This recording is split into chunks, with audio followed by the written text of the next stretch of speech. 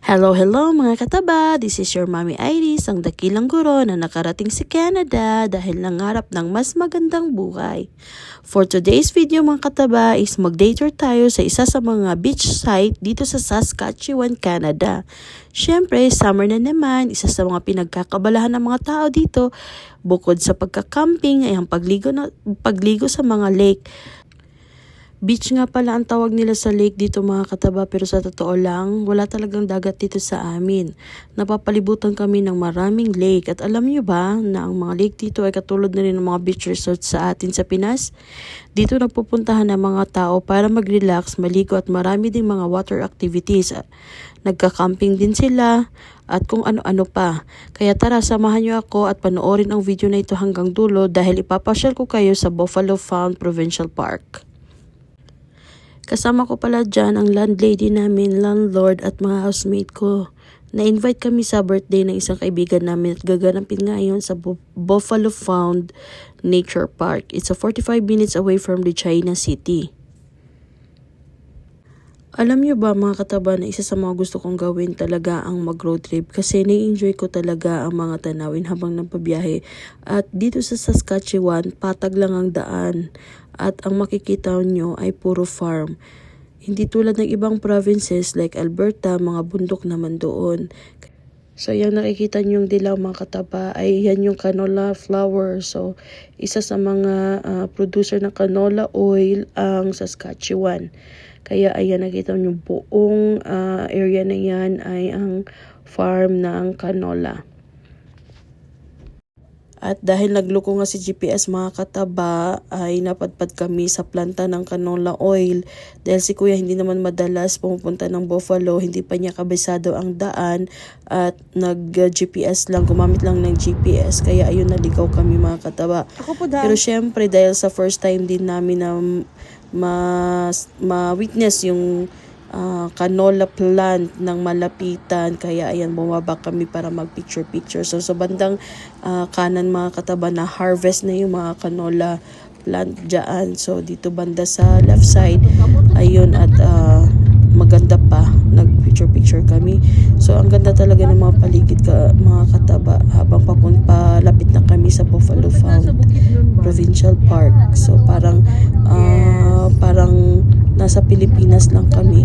So actually hindi yan siya, nakarating kami sa rough road na parang Bukidnon style yan siya mga kataba. Dahil nawala nga kami, so doon kami napadpad sa rough road at sa bundok-bundok, pero hindi namin pinagsisisihan dahil ang ganda din naman talaga ng tanawin.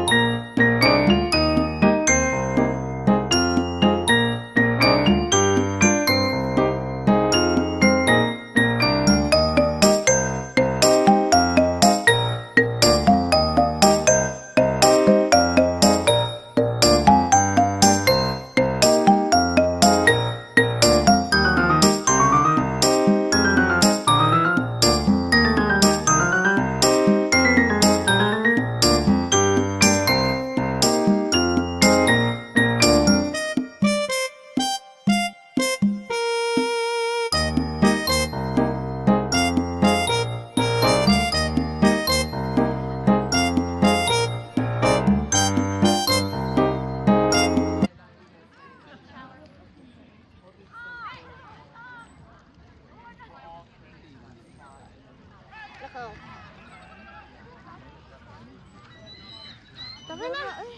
Tara.